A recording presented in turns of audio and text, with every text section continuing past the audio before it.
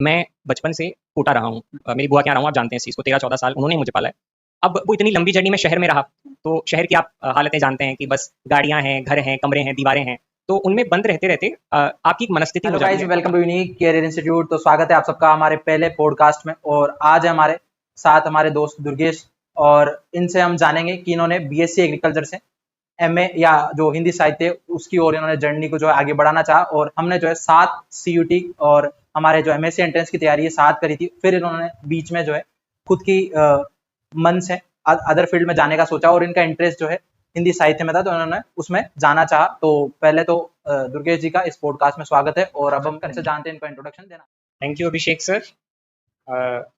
अभिषेक जी एक बहुत अच्छे इंस्टीट्यूट जिसको आप सभी लोग जानते हैं, Unique Agriculture Institute, Unique Career Institute के संस्थापक तो हैं ही, साथ ही हम घनिष्ठ मित्र हैं। ये सौभाग्य है मेरा कि इतने टैलेंटेड टीचर, इतने अच्छे मोटिवेटर, इतने अच्छे गाइड और हमेशा सभी के लिए अवेलेबल एक बहुत ही हम्बल पर्सन मेरे दोस्त हैं। इस चीज़ का मुझे बड़ी खुशी है, सौभाग्य मैं मानता हूँ। और आज जो हम जिस चर्चा के लिए यहाँ पे बैठे हैं वो दरअसल मैं मिलने के लिए इनसे आया, तो इन्होंने कहा कि कैसे ये जर्नी शिफ्ट हुई उस पर हम थोड़ी सी बातचीत कर लेते हैं। उसे आजकल के लोग बाग पॉडकास्ट कह देते हैं, तो हम वो भी बोल सकते हैं।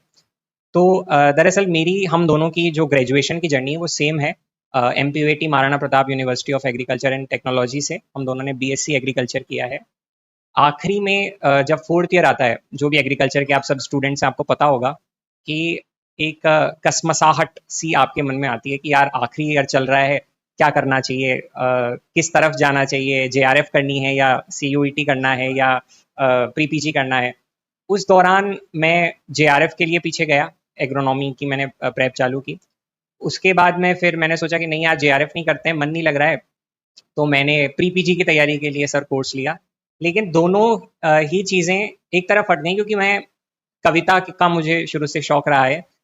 मैं छोटा मोटा एक मेरा अव्यक्त नाम का इंस्टाग्राम पे पेज है, तो वो भी मैं रन करता हूँ। तो मेरा हमेशा से मन रहा है कि मैं साहित्य को फॉलो करूँ, साहित्य की सेवा करूँ।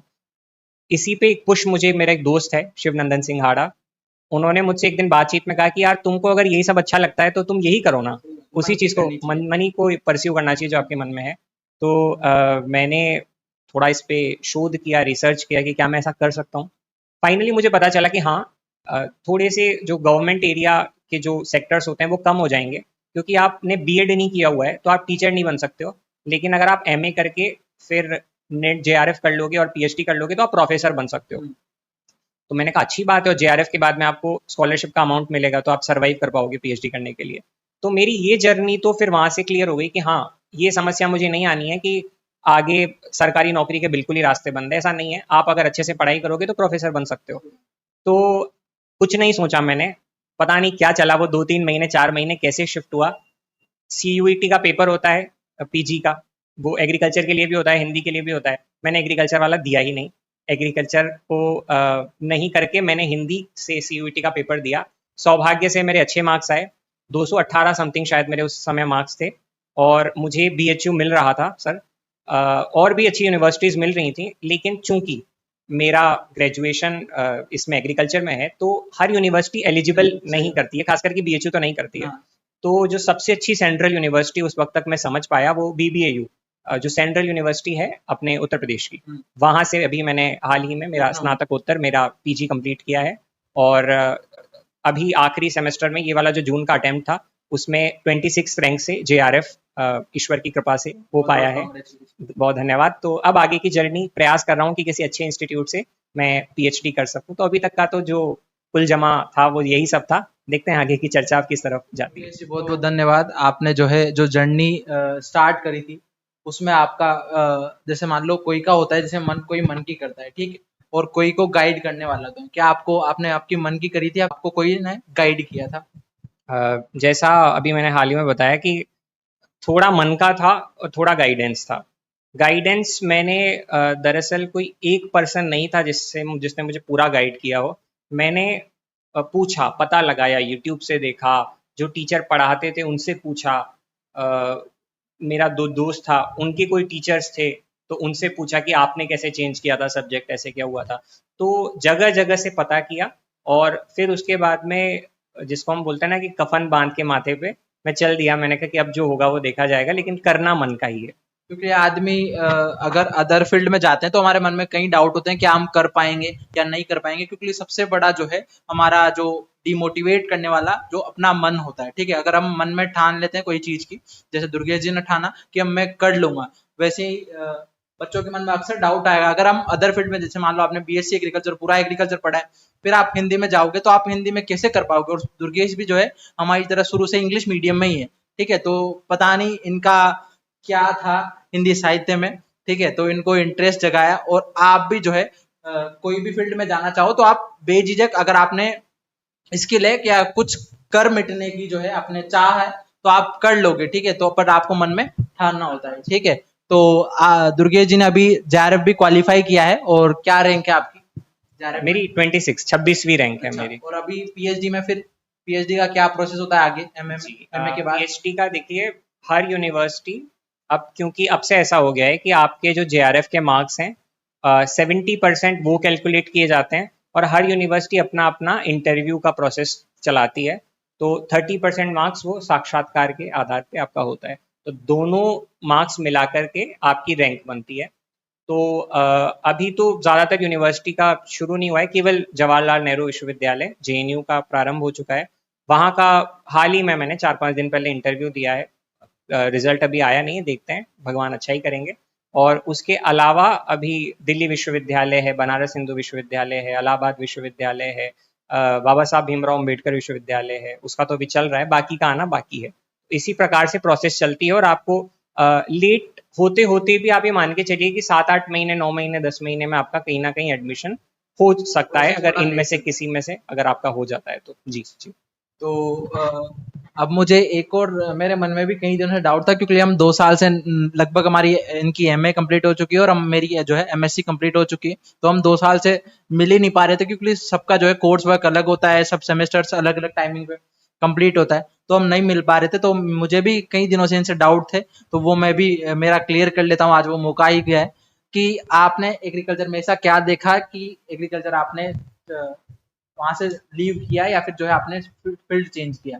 वहां पे कुछ आपको ऐसा लगा था कि ये सब्जेक्ट मेरे लिए आगे फ्यूचर में क्या ही काम आएगा, या फिर ऐसा कुछ? अभिषेक जी, अगर थोड़ा सा दार्शनिक सा इसका उत्तर हो जाएगा, थोड़ा स्पिरिचुअल हो जाएगा, मैं कोशिश करूंगा कि इसे थोड़ा सिंपल वे में समझा सकूं और कम शब्दों में समझा सकूं।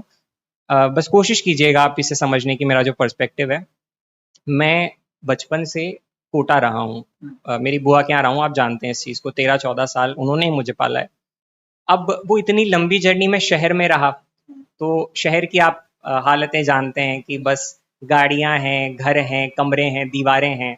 तो उनमें बंद रहते रहते आपकी एक मनस्थिति हो जाती है, आप बाहर निकलना चाहते हैं। मैं गाँव में, मेरी पैदाइश है, मतलब मायजाई पास में गाँव है हमारे यहाँ से। तो मेरा हमेशा से मन था कि यार खुले में चलना है, कुछ ऐसी पढ़ाई करनी है कि जो आपको बाहर ले जाए। और जो कोटा का नाम जानते हैं वो जानते हैं, Allen, Resonance, PMT, AIPMT, IIT JEE, ये सब बुखार मुझे शुरू से ही नहीं लगा। मुझे पता था कि यार इन सब में तो बिल्कुल नहीं जाना। 10th में मेरे ग्रेड्स अच्छे खासे आ गए थे, तो उसके बाद में लोग कहने भी लग गए थे कि आप कीजिए, प्लीज तैयारी कीजिए, डॉक्टरी की पढ़ाई कीजिए। तो मैंने कहा नहीं, मेरे को नहीं जाना है। तो फिर मेरे मन में आया कि नहीं यार, खेतों में चलना है ना, मेड़ पे बैठने में बड़ा मजा आता है कि अरे किसी फलदार वृक्ष की छाया में बैठ करके एक फल तोड़ा और बैठे बैठे सोच रहे हैं, कुछ लिख रहे हैं, कुछ गा रहे हैं, कुछ पढ़ रहे हैं। तो उस प्रकार की फकीरी टाइप की मानसिकता थी मेरी, फकीर टाइप की, कि हाँ ऐसा कुछ रहना है। इसलिए मैंने एग्रीकल्चर चुना। एग्रीकल्चर क्यों छोड़ा, इस पे बात कर लेते हैं। जब एग्रीकल्चर में पढ़ने गया तो मैंने देखा कि एग्रीकल्चर जो जमीन पर है और एग्रीकल्चर जो किताबों में है, उसमें रात दिन का अंतर है। आप अगर किताबें पढ़ लेते हो तो ऐसा मत सोचिए कि आप किसान से ज्यादा सीख गए हो। और जब मैं घर पे आया तो मैंने कहा यार जो मैंने पढ़ा है वो एप्लीकेबल ही नहीं हो रहा। तो ह्यूमिलिएट सा फील हुआ। मैंने कहा यार पढ़ा अगर मैंने 4 साल किसी चीज को दिया तो मुझे कुछ आना चाहिए। तो वो जब मेरे अंदर कमी मुझे लगी तो मैंने कहा नहीं, कुछ अंदर और था। फिर मैंने सोचा, और ये थोड़ा सीरियस है, कि यूपीएससी की प्रेप मैं करने लग गया था। मुझे लगा कि यूपीएससी की तैयारी करनी चाहिए। वहां पे भी मेरे मन को संतुष्टि नहीं मिली। तो आखिर ये इसके अंदर कुछ ऐसा था जो साहित्य से ही पूरा हो सकता था। तो फाइनली हिंदी साहित्य में आकर के मुझे वो शरण मिली, वो शांति मिली जो अभी तक मैं ढूंढता हुआ आ रहा था। ऐसा ही कुछ इसका सिंपल सा शब्दों में इसका मैं उत्तर दे सकता हूँ। आप लोगों ने सुना होगा कि अपने मन का हमें करना चाहिए, ठीक है। जैसे कि मुझे टीचिंग फील्ड में पढ़ाने का जो है काफी बीएससी के बाद से ही मुझे लग गया था कि मुझे कुछ ना कुछ देना है एग्रीकल्चर। अगर मैं आया हूँ तो आपको उस फील्ड में कुछ ना कुछ देना है। जैसे इन्होंने हिंदी साहित्य में चुना, वैसे ही जो है मैंने टीचिंग फील्ड में चाहा था, ठीक है। तो वो आपके सपोर्ट से, उस आपकी चीजों से हो भी रहा है, ठीक है।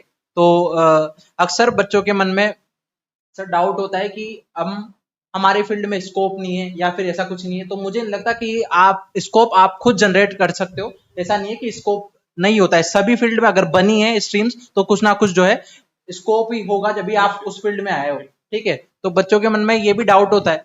और दूसरी चीज सर कि बच्चा कोई नया सब्जेक्ट में जाना चाहे, जैसे मान लो एग्रीकल्चर से आपने हिंदी साहित्य में गए, तो बच्चों के मन में बहुत सारे डाउट्स होते हैं कि कौन गाइड करेगा, कौन क्या करेगा। तो उसके लिए आप क्या कंट्रीब्यूट करना चाहेंगे? अगर आप कोई बच्चा मान लो आपकी तरह जो है बीएससी से इधर आना चाहे या फिर जो है डायरेक्ट बीए से एमए में जाना चाहे आपके हिंदी साहित्य में, तो आप कैसे जो है बच्चों को थोड़ा सा सपोर्ट करोगे? क्योंकि आजकल गाइडेंस का बहुत ज्यादा कमी हो चुकी है और अक्सर कोई चीज खुल के नहीं बताता है, ठीक है। हमने भी जब स्टार्ट किया था पढ़ना, तो हमें भी कोई ने जो है बिल्कुल एकदम जीरो से लेकर हीरो वाली कोई भी चीज नहीं बताई है, ठीक है। सब आधा अधूरा ज्ञान देते हैं, तो वो आधा अधूरा ज्ञान न इधर का रहता है न उधर का रहता है, बच्चा डिमोटिवेट हो जाता है। तो आप आपकी फील्ड में कोई आना चाहे, कोई बायो से आना चाहे या फिर कोई हिंदी से आना चाहे या अदर फील्ड से आना चाहे, तो वो आप क्या आपका कॉन्ट्रीब्यूट रहेगा? जी देखिए, पहली चीज तो ये कि बांग्ला में एक गीत है बहुत फेमस, एकला चालो रे। तो आपको शुरुआत तो अकेले करनी पड़ती है। मैं अकेला ही चला था जानिबे मंजिल, मगर लोग साथ आते गए, कारवां बनता गया। तो यही होती है हर चीज का फलसफा, यही है कि आपको शुरुआत खुद से करनी है। ये मेरे साइड में जो बैठे हैं अभिषेक सर, ये जब कभी हमारी बात होती है फोन पे, मुझे बताते हैं कि यार फलाना चीज थी जो नहीं हो रही थी, मैंने कोशिश किया तो हो गई। अभी हम थोड़ी देर पहले बैठ के बात कर रहे थे कि अच्छा लैपटॉप खराब था, विंडो डालनी थी, कहाँ जाते? तो बोले मैंने ही थोड़ा सर्च किया, थोड़ी कोशिश की, एफर्ट किया, तो मैंने खुद ही डाल ली।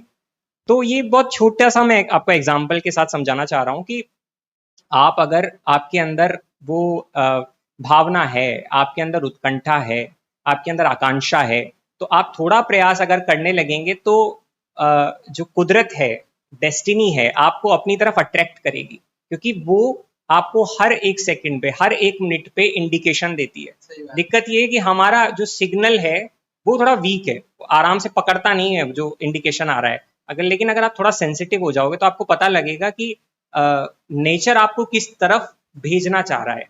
तो आप थोड़ा प्रयास खुद से कीजिए, आप कोशिश करने लगेंगे, आप देखेंगे कि कभी बाहर निकलते हुए किसी चाय की दुकान पे बैठे बैठे आप चाय पी रहे होंगे, पास में बगल में कोई अंकल जी किसी दूसरे उनके जैसे वरिष्ठ नागरिक से बातचीत कर रहे होंगे और उनकी बातचीत में आपका उत्तर मिल जाएगा।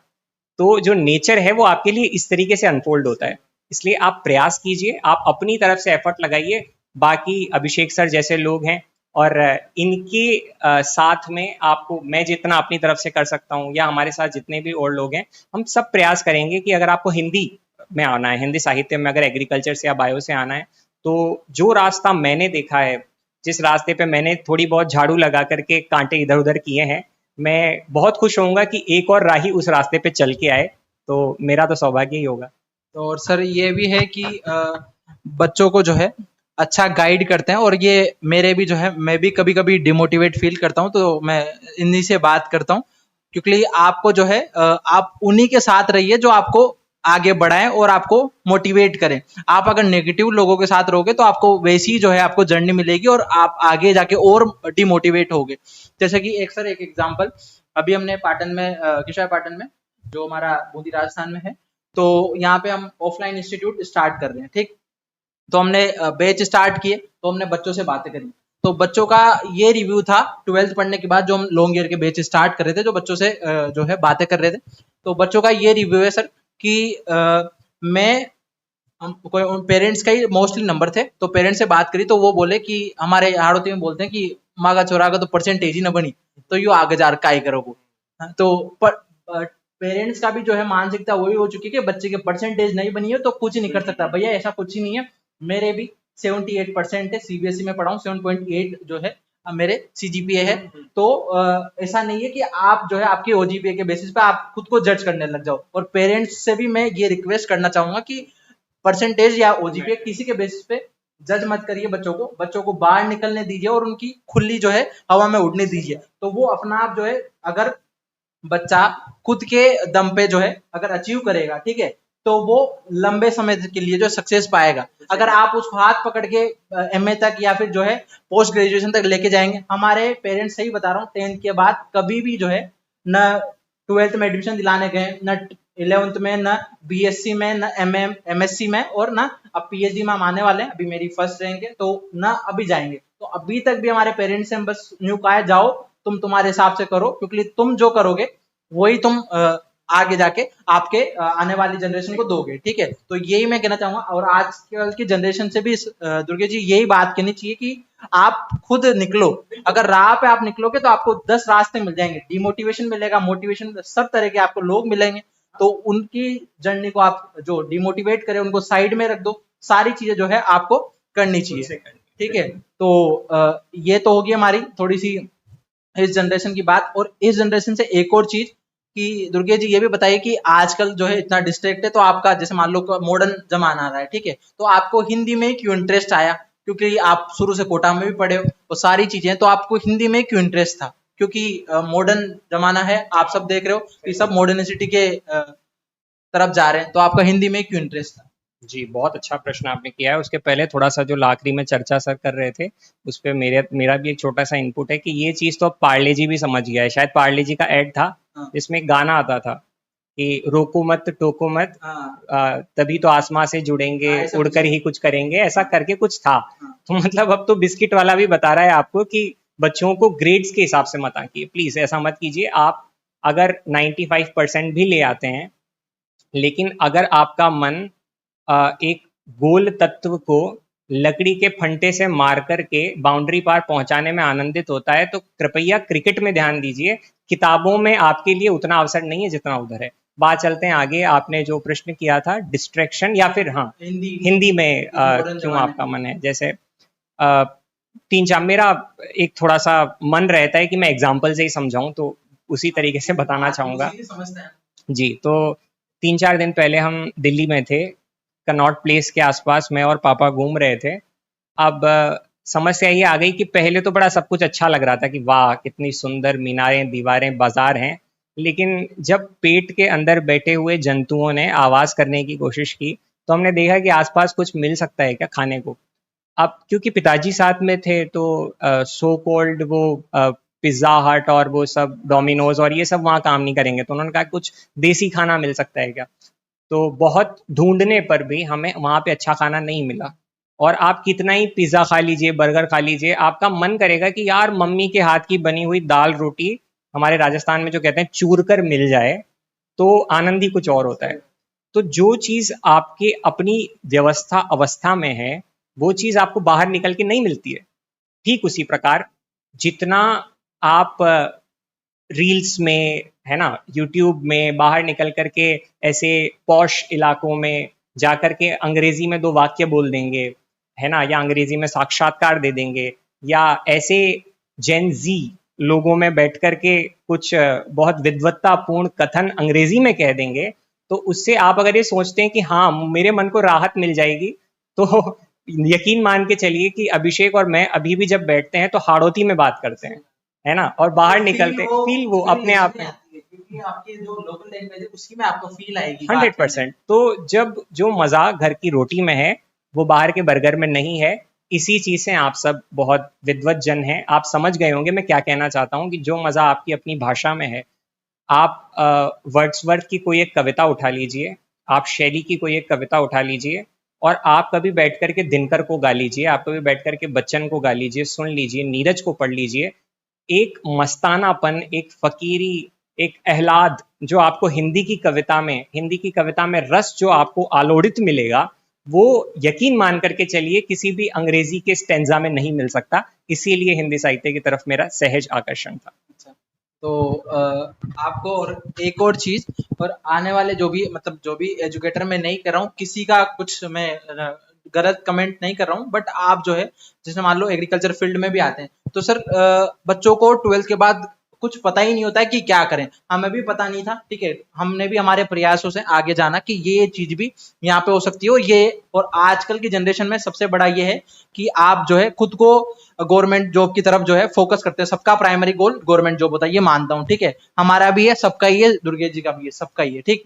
बट आपको उसके साथ स्किल सीखनी चाहिए, ठीक है, आपको पढ़ाई के साथ आपको खुद का जो है लैपटॉप वगैरह आपको रखिए, आप उसमें स्किल सीखिए, चीजें नई नई सीखिए। आजकल पूरा जो है आप एक लैपटॉप से पूरे इंडिया में कुछ भी चीज सीख सकते हो, आपको कहीं जाने की कोई जरूरत नहीं है, ठीक है। आप एक आपका खुद का लैपटॉप खरीदिए, आप चीजें जो मन चाहो वो कर सकते हो, ठीक है। तो आपसे एक ही रिक्वेस्ट है, आने वाले जो हमारे जूनियर्स हैं उनसे, आप आपके अंदर एक ना एक ऐसी स्किल डेवलप करिए जो आपको, अगर बाई चांस आपका भविष्य में नौकरी भी नहीं लगती है तो आप उनसे कमा के खा लोगे।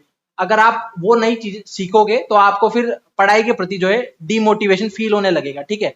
तो ये आप जो है एक रिक्वेस्ट है आपसे, और आने वाले जो टीचर्स है या फिर जो अभी पढ़ा रहे हैं तो उनसे भी एक रिक्वेस्ट है। मैं इतना बड़ा नहीं हूं कि उनको ज्ञान दे सकूं, ठीक है, बट एक चीज और है कि जैसे मान लो हमने 12th किया था, उसके बाद हमें पता नहीं था कि सीयूटी क्या होती है, ठीक है, या फिर जो है आगे कौन सा एंट्रेंस एग्जाम दे सकते हैं। तो पढ़ाना सब मेरे से बेस्ट पढ़ाते हैं, और मेरे से सारे ही बेस्ट पढ़ाते हैं। मैं तो अभी स्टार्टिंग फेज ही मेरी 1-2 साल ही हुए, तो ज्यादा मुझे एक्सपीरियंस नहीं है, बट एज पर दी मेरी पूरी जर्नी थी, तो उसमें मैंने ये एनालिसिस किया है कि अगर हमें 12th के बाद कोई बता देता कि आप इसी से एग्जाम से यहाँ तक जा सकते हो, तो आप आज हम थोड़ा और एक्स्ट्रा चीजें सीखते, ठीक है। ये मुझे, क्योंकि हम बाहर ही नहीं निकल पाए, बीएससी तो हमने हमारे स्टेट से कर ली, अगर हम बाहर जाते तो और ज्यादा सीखते।